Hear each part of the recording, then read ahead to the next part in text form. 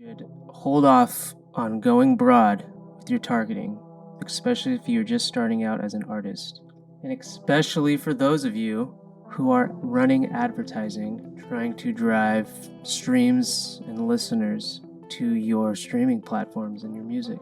Now, I took a year off from advertising due to a lot of changes in my life. Number one, a huge source of income had disappeared, and I had to reevaluate how I made money for the rest of last year, which sucks because I had a really good campaign going. If you saw my previous video on driving new listeners to your profile for $100, I had a lot of progress going, and up until a couple weeks ago, I was not properly testing and running Facebook campaigns or any type of campaign to my Spotify profile to grow listeners. And about a month ago, I was just doing some research on on Google, and I was digging around Googling my artist name, and I was very, not shocked, but just very entertained by this Reddit post that I found, and it was about the ad I was running to Dance Gavin Dance fans,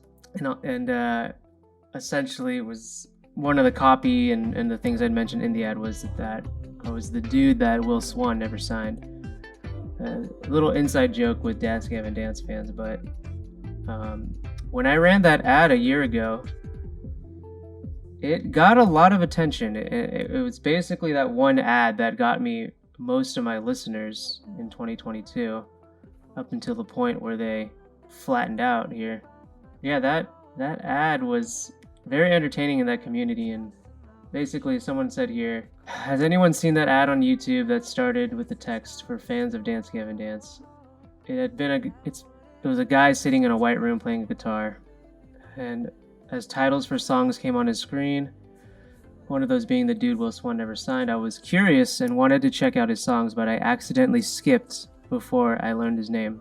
Can anyone help me find him? Thank you. And someone had replied, it's Antonius. And another person replied, the comment above is it. I just got the ad a minute ago. I'm not sure if I was a fan of how it was presented. It wasn't bad though. I found the song, Spring, and the artist. Can't find the ad on its own. Sorry, as soon as I saw the ad, I remembered this post, lol. So, it's a good ad, and finding this Reddit post inspired me to get my ads going again. Well, it first actually inspired me to figure out why the heck this dropped off so hard. So, since I started releasing music in 2021, I have this upward growth of followers from my listeners and streams, and I was averaging about 50 a month until something happened in July.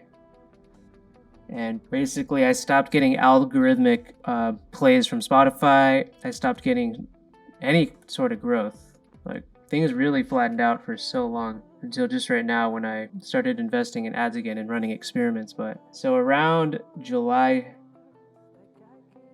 10th is when we got this huge drop off. So I started digging into the data, and what I had found when I looked through what I was spending in the month of July was these campaigns here.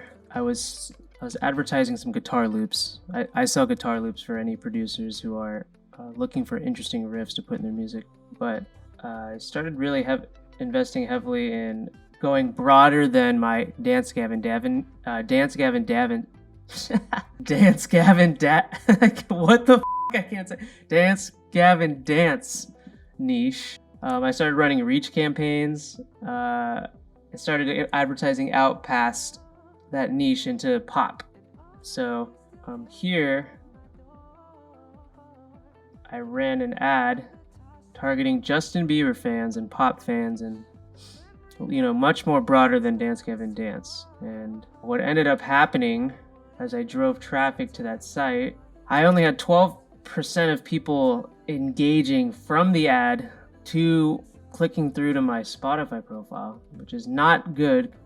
I'm used to 50 to 60% when I target Dance Gavin Dance as a niche. And so I looked at that. I was promoting light, and that also correlated with the charts. We can see, okay, this is when you start running the ads. in the month of July. This is around that same month of July last year. This is where all your traffic was coming in. If I was trying to stream light, started looking at my stats for that song. Okay, what was I doing here? I was starting to drive traffic and nothing correlated. You can see my listeners do not grow during that period. And I was having a whole bunch of saves prior to even promoting it. And then once I start right on the 10th, my saves just dropped off. Like I was just getting no saves. And I'm throwing money at this song. So, what a coincidence. July 11th, stopped growing substantially. Just stuff just flattens out here. So I think what was happening is all the signals that would tell Spotify that this new artist has really interesting music, a new niche of music. If I was getting 1 out of 5 people that listen to my music to become a follower or save my music, I was basically outranking in the algorithm everyone who was getting 1 out of 6 people or 1 out of 7 people to follow or save their music. So by going over to that Justin Bieber niche, I was probably now dropping that ratio from 1 out of 5 to like 1 out of 10 or even 1 out of 20. And so this is what happens when you go broad. People are less likely to understand and relate to the music you're making. Sure, you might get a lot more traffic for cheaper. In this case, we were getting link clicks for like 20 cents. But just getting that traffic for 20 cents was not enough to get a follower or a save for, let's just say, $1. It was basically the drop off of people that were clicking through the ad to the page, listening to music, and then finally saving or following was just substantially dropping off, even though the traffic was cheaper. So that's the lesson I've learned, is I'm not going to go broad again unless I have a solid foundation of listeners and algorithmic growth where I can go broad on a specific song and it's not a substantial part of my everyday streams and traffic. So now that we are back to our new strategy, we're finally picking back up with about, in just 1 week, we've added 22 followers just 1 week. So we have got the OG campaign running again. You take a look at that. There it is.